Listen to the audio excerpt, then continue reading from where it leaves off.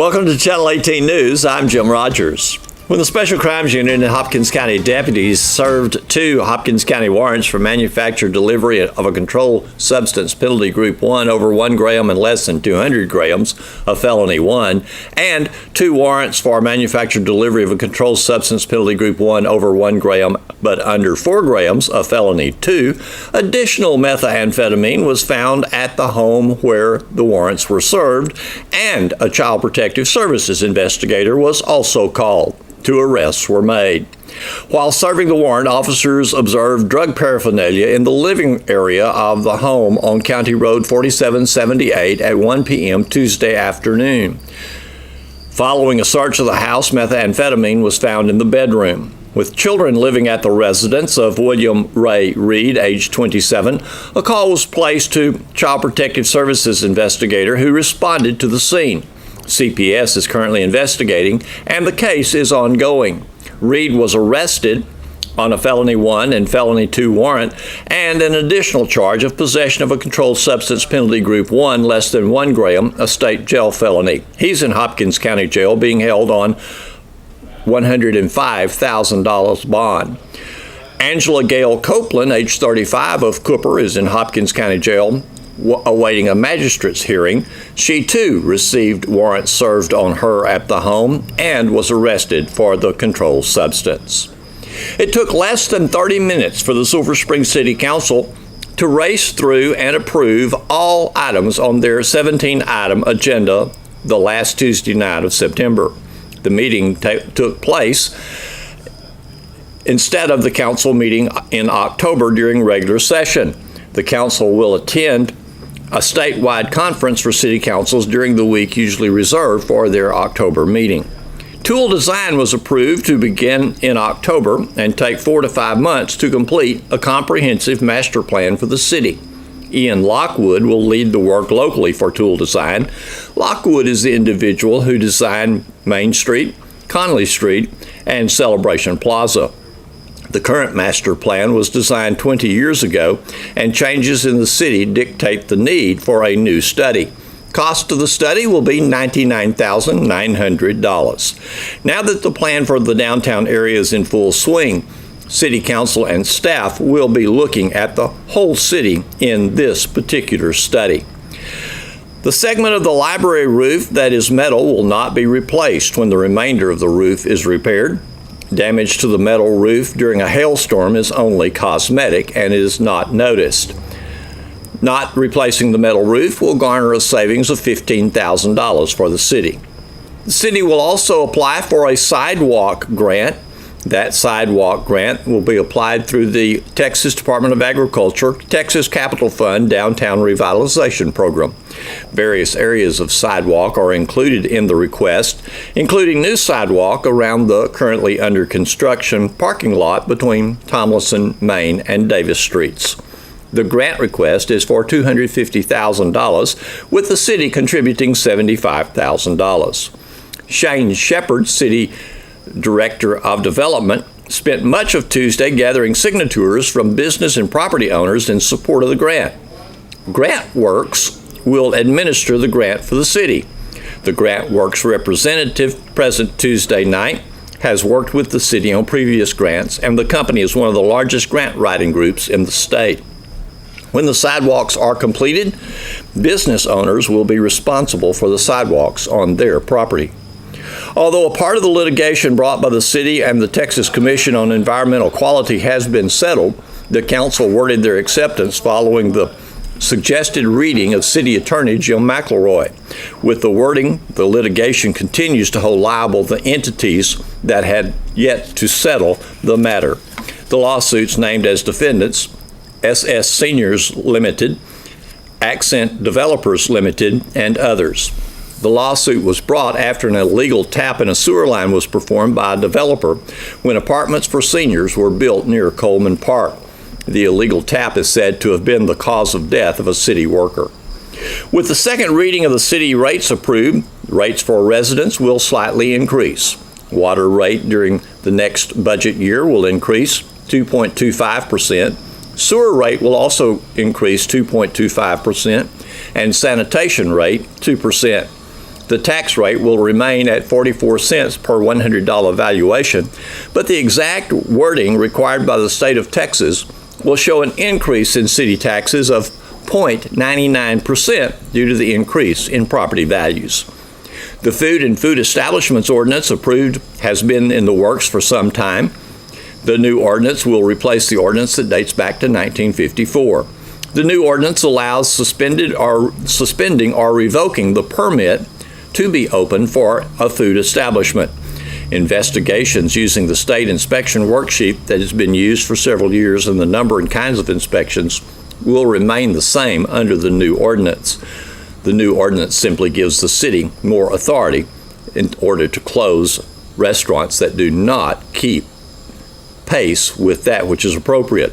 A restaurant located on the I-30 service road south of Broadway has failed continually to maintain a proper temperature for food served on their buffet line, creating the need for a stronger ordinance. There's a brand new event coming to downtown Sulphur Springs. It's called Pumpkins on the Square, and it is sponsored by the Downtown Business Alliance. It is a food contest and a tablescaping contest. It's set for October 15th. To tell us more about it, here's Downtown Business Alliance member Billy Ruth Stanbridge. Because this is a new event. We've never done this kind of thing downtown before, but even though it says pumpkins on the square, doesn't really mean you bring pumpkins to the square.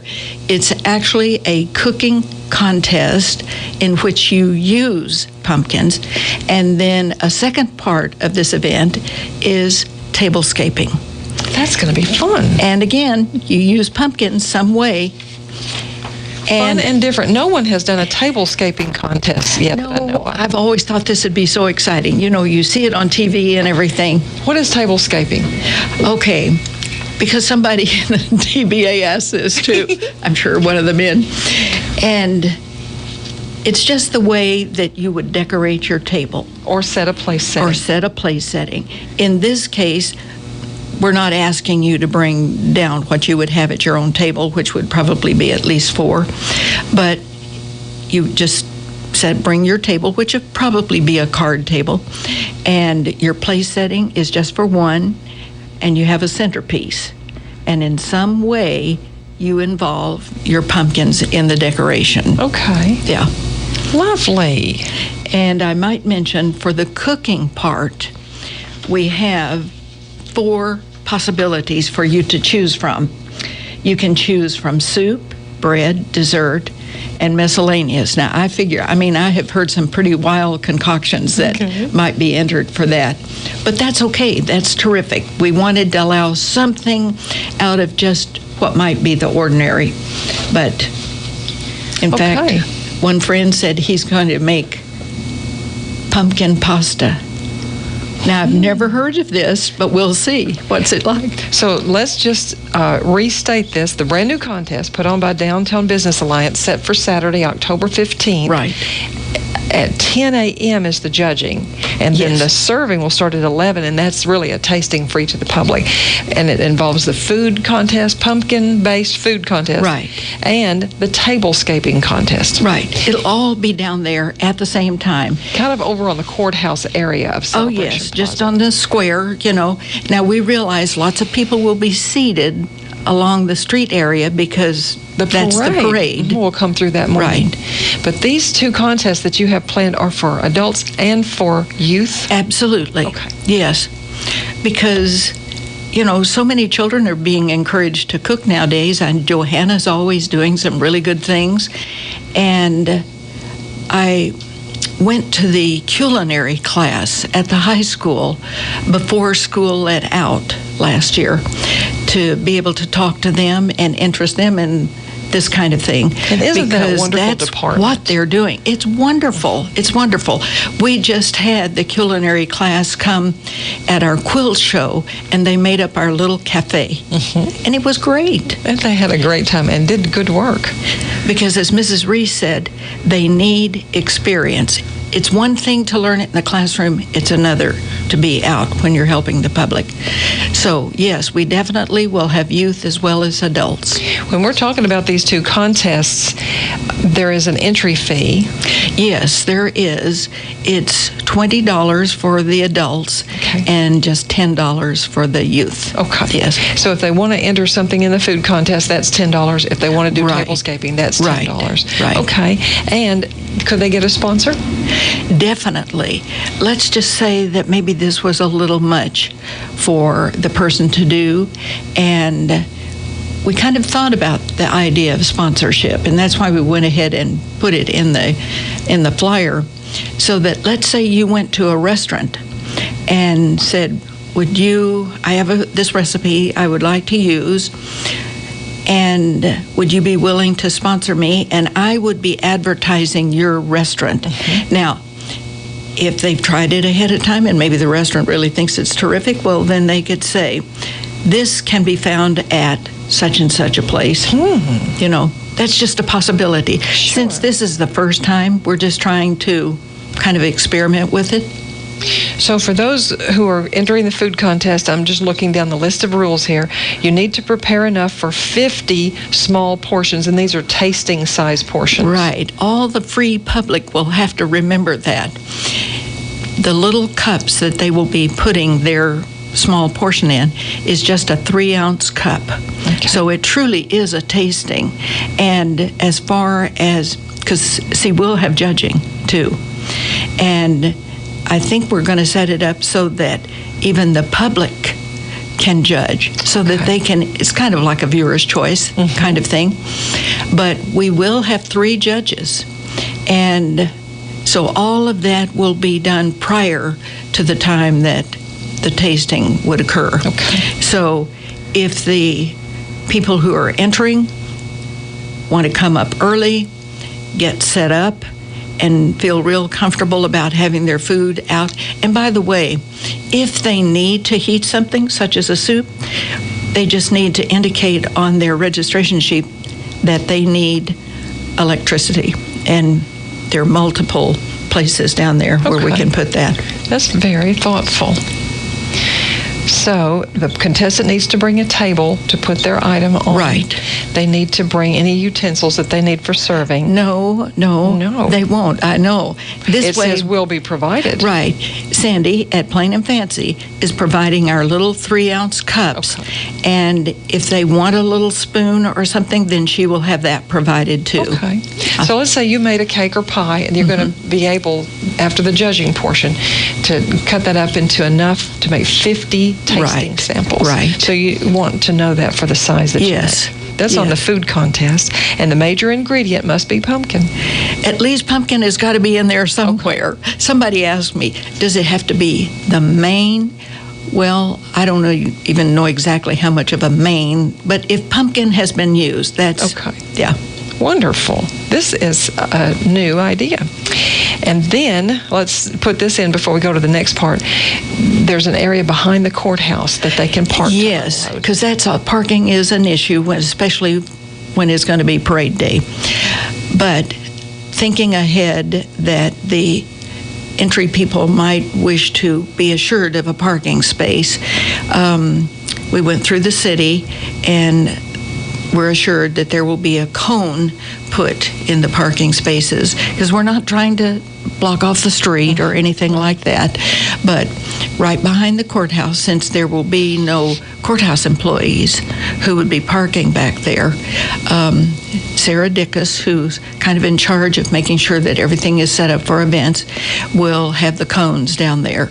And we'll have 1 or 2 of our DBA people who will just simply remove the cone when a person needs to drive in. Okay. Let's move from the food contest over to the tablescaping contest. Right. Of course, this is like setting a place setting. And so your tablescaping must incorporate pumpkin in the design. Yep. You've got to have a pumpkin in there somewhere. Some way. And the design is for a 1-piece place setting. Right. Plus a centerpiece. Yes. So all that opportunity to design. Right. You must provide your own table. You can provide a canopy if you'd like to be under a canopy. Yes, they can. And you can have your sponsor sign and have your sponsor pay Right. your entry fee if Right. you like. Exactly. So what are the ideas? A person could put the plate, the napkins, the candles, whatever that they would like. Right, to. How exactly. creative can they be? I mean, this month in all the magazines, you've got multiple things, whether it's how you set the table or, well, I think it was Family Circle that had 4 pumpkin recipes on one page. So right now, pumpkins are the thing, whether it's decorating or food. And by the way, when I put it on Facebook, I always assure them nobody's chopped. You know how they have for the cooking show, chop. Okay. Yeah, chopped. Yeah. So we won't have that. We will have, though, the food contest, Pumpkins on the Square, food contest and tablescaping contest. Right. And it is then also free to the public for the tasting portion. Right. Because something has to be done with all of that food that they brought. Oh, yeah. Yeah, That's how absolutely. we'll dispose of it. Of course, we're going to be right behind all the people who are sitting there waiting for the parade.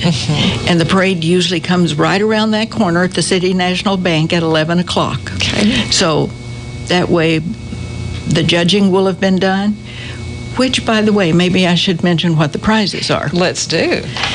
It's $100 for first place prize, whether it's the cooking or the tablescaping, and even in the youth division. Second prize will be $50, third prize will be $25, and there will be first, second, and third place ribbons for all of those winners. That's wonderful and very generous. Yes, it is. Downtown Business Alliance really does believe in bringing people downtown and getting Absolutely. folks involved. Absolutely. And let me just clarify. So if a person entered the food contest, there'd be a $100 first prize for that? Right. And a $100 for tablescaping? Right. Okay, wonderful. Now to the registration. Okay. The reason that we went with the big poster that's on the outside of the businesses, and I went to basically every store and restaurant downtown, and 3 places out at the Outlet Mall accepted them, and there are 2 places at the Windsor Plaza that have them. Marlene Sass and Class, and the I've got to get this right. Beauty and Grace. Beauty. How does that go? Classic Beauty. I'm really sorry, Anna. It's another that boutique I didn't. right yes, there, it's just another boutique right there steps on the away. corner. But both of them will have their signs up. Point being, any place you go to where this poster is up, the idea being Downtown Business Alliance, that gets you into the store, because you have to go in the store to get the flyer. And I'll hold that up. Which has yes. So even though the rules and regulations are on the big poster, you're not going to stand and write down anything. But you go inside, and they will have these flyers for you. Okay. Gives all of the rules and regulations. And then on the back side, that's what you fill out for entering. Registration. And all of that is mailed to Linda Gallagher at Alliance Bank. And if you have any questions, I can't believe I'm doing this, call me. 903-439-0862. Good. In Very fact, rude. it's on the poster. Okay. Here's Don Julian with sports. The Wildcats football team, 1-0 in district play, will host 0-1 Marshall at Prim Stadium Friday night. At his weekly media gathering, Wildcats football coach Greg Owens discussed the Mavericks and their talented offensive weapon, Cameron Holler. However, he begins by talking about his Wildcats' approach this week after a big win last week. It's good. I mean, it was good. I mean, it was a good affirmation of hard work and putting time in and getting after it and getting the first district win. I mean, it's been positive. It's been a positive week and getting after it, and I don't think we've gotten any stretch of the means overconfident in any area. I mean, kids are still working and getting after it, and coaches are pushing them. The weather this week was a pleasant surprise to us, and it was really good, and so that was kind of a change of stuff. So it's been a good week of work again, and I think guys are starting to understand that, the preparation they have to put in to get it, the focus they have to get, be at practice. We got a lot of stuff going on. This is the last week of the 6 weeks, and so there's a lot of pushing kids for grades and making sure and making up tests. I mean, there's just a lot of junk going on, to be honest with you, just to try to get there. And so, but I think so far we've kept our focus, and and are getting prepared for a very good Marshall team. Absolutely. Let's dive into Marshall real quick, and it's unparalleled challenge to face what most people would say is the best player in the district in Cameron Howell. Well, there's no question about that. If somebody wants to argue about it, I'll have that argument with them. But he is extremely talented, and really they don't use him all the time. I mean, it's kind of a deal. He comes in, he's fixing to get the ball. Can you do something about it? That's the big deal. Because they'll put him in a wildcat formation, they'll put him at tailback, they'll put him over here at slot receiver. They just kind of move him around wherever he goes, and he is a very patient.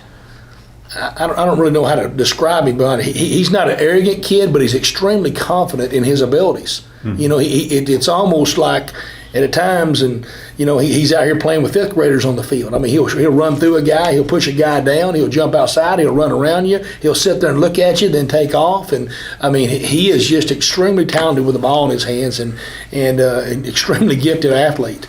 And our kids understand that. They know we played him, so he's just one of those guys. But if you can keep him bottled up, and that's the challenge of keeping him bottled up in the spot. They can't hurt you. But once he gets to moving, it becomes extremely challenging at that point. So he's done it just about every game film I've watched so far of guys, and he's just an explosive player, very talented. So, but he's a kiddo. I mean, we've talked to our guys about it. Hey, he's a D1 baseball player as well. And you're going to get to see this guy play on TV on the SEC network. So he's a good player. Mm-hmm. What else do they have on offense to complement him? Well, they've got. I mean, their line does a really good job. I mean, their guys, they just kind of rebuilding and going. Last year they had some talented kiddos, offensive linemen, maybe one of the best ones in the district, and they just kind of built back with that. They do a great job of getting on guys and staying on guys. I mean, they do a great job of position blocking. They can still hit you in the mouth, and they do, but they do a super job up front, just putting bodies on bodies and leaning on you and get after it, a lot like Texas High does. And then they've still got speed out here at the skill positions as well. They can hurt you and go deep and do those things. Quarterback is doing a good job of distributing the ball to the athletes.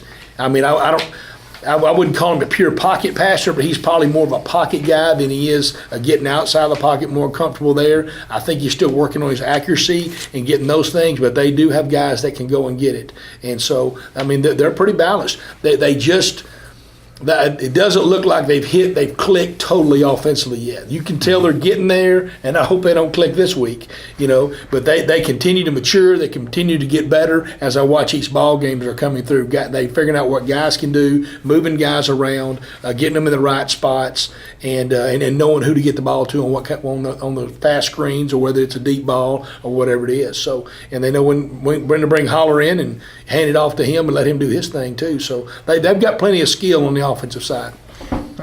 Defensively, how do they impress you as you've seen them this week? Well, number one's their D-line. I mean, their D-line up front, those guys are just physical. I mean, they are really physical. There's a 99 in there. You'll see a 92. An 82 is fast off the edge. Those guys are really explosive, fast players. A few years back, when Clint first got there, those guys were kind of catching on defense. Well, they're not really catchers anymore. They come after you. They're more explosive. They're getting off the ball. They've got their point across now defensively, and so they just kind of come and they attack you. And then they got a linebacker, number 42, really good player, and he bounces around. 44. He's actually 44, and that cat can fly around. The Williams kid, he's a senior linebacker, 6 foot, 215. They bring him out the edge. They move him around quite a bit, and very explosive player. And then in the back end, guys that can run. They're going to play a little softer coverage at times, but they just react to the football and go make plays on it.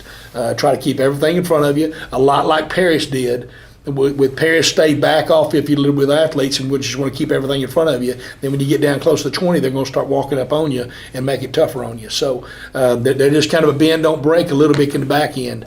And so we're hoping there's some things in there we found we can exploit on some issues and get some kids open and get after them, put them in a bind, we hope. So some stuff we worked on, and we'll just see if it turns into that chess match when we get in the middle of the ball game, who's doing this, and now can we go back to another thing. So we got a few more wrinkles we put in, and we'll see how they work this week. You're 1-0 in district, and we talked about Texas High didn't do us any favors by beating them. They're come in 0-1, and they'll be hot for a win. Yeah, everybody. I mean, everybody's trying to get it. It's district play. Everybody understands it's all ramped up right now, and there's a seriousness about it. And I think that's with our kids too. They understand it's district. From last week to this week's preparation, and knowing it's a week-to-week thing, and you're just going to be in this grind, and you kind of get on a roll here a little bit. You don't want an off week to come. Those things. Sometimes you need an off week to catch back up. But I like the way we're practicing, the way we're focusing right now. The way it's leading us to these first 3 ball games before we do take a break. But the kids are doing a great job, and we're honed in. The Lady Cats volleyball team improved to 4-1 in district play with a hard-fought 3-1 win at Mount Pleasant Tuesday night. Lady Cats coach Justin Manis said the Lady Tigers made the Lady Cats work to get the win. It was definitely a hard-fought win. We came out, and from the get-go in set 1, it looked like it was going to be just a 3-set night for us. I mean, we came out, we're taking care of business. Mount Pleasant regrouped and came out with a little more intensity, excitement than us, and kind of got us on our toes. We ended up pulling out the second one and went into the third. I thought that we would be able to get it done in 3, but we slipped. And Mount Pleasant just had a bunch of fight in them last night, and which is good, which made us play a little bit harder. But like I said, if we can get a win on the road in district, we'll take them and get the opponent back here at home, be a little bit different. They came real close, and I think set 4 to making it a 5-setter. They did, and we actually fought our way back into that. Mount Pleasant, he's probably telling them that they had it. They should have won that, and they probably should have, but our girls showed some resilience and were able to step up and get the job done. Great job in the front. Oh, my goodness, yes. We did a good job at the net. Sharita Hill probably had her best offensive night of the season. She was pretty much, when we were giving the ball, she was pretty much unstoppable. We got Mika back. Of course, she was still a little bit, I wouldn't say tender on the ankle, but kind of unsure of it, so we're trying to get her confidence back. And so we're hoping by Friday we're rocking and rolling and ready to go. All right. And some other players that played well. You had players with digs. Andon Hammock had some really good digs. Tori Moore, I think, had over 40 assists, which is a good night for a setter. Kaylee Jefferson, double digits. Autumn Tanton, I think, had 13 kills. She came up with some big kills when we needed it. But just overall, I thought we played well, but Mount Pleasant was just as scrappy, and they wanted to win, and so they made us work for it. I was telling Coach Owens, I'm not sure there's a more fierce rivalry at any sport than it is with the girls between Mount Pleasant and us, and it seemed like all sports. And I'm learning that, being this is my first year here, I'm starting to see that, and of course being as close as we are to each other, you can see that being a good rivalry. But I'm excited to beat them there. And, of course, they got to come here and play us at home. And, I think we're a pretty good home playing team, so it's going to be tough to beat us here. The Wildcats team tennis squad took a narrow 10-9 win over Mount Pleasant in a key district match on Tuesday. And we get more information from Wildcats tennis coach Tony Martinez. We really enjoyed that win. It was tight. What I really enjoyed about the whole thing was the atmosphere. We had the Davis Cup atmosphere there. I mean, the kids were all up, and it was close to trying to get that 10th win. And we got 5 wins in the very beginning in doubles, but struggling to get that 5th win through the singles. And it didn't come till the last 2 matches of the court. So very good, but like I said, on and off the court, the players played like a team yesterday. So obviously your doubles was real strong. You had good doubles play.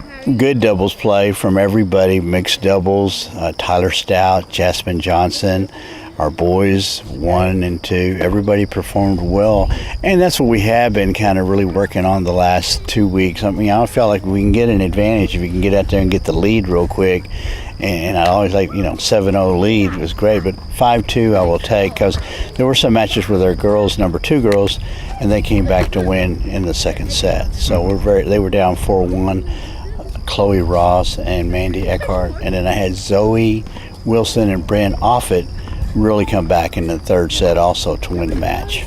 You had a freshman that actually put you over the top. That had to be a thrill for that young man. Yes, it's probably the second time this semester he's done that. Jonah Kirkpatrick, he played very poised, very cool, under the pressure. And we had a talk before we went to move from under the dark out to the lights. It got dark on us about 7:30, and he had to move under the lights. And I tried to just tell him, hey, play what's inside the box, not what the kids are saying outside, and just stay focused. And he did a real good job. Very happy and very pleased with the young man. You're still on pace to try to get a playoff spot. It all comes down to these next 2 matches for you. Yes, you either come in third place or you come in fourth place maybe, or else you come in fifth place. There's it does depend on the next 2 matches.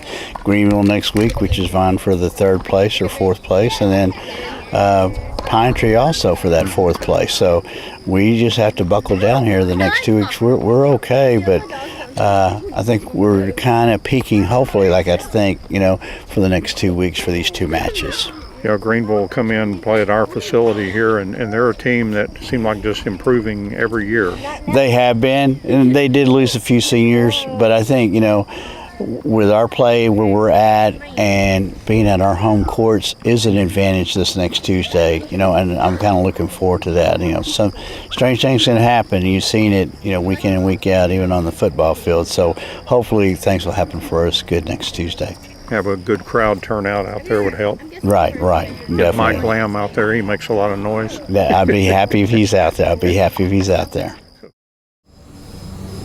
Thanks for watching Channel 18 News. Have a great evening.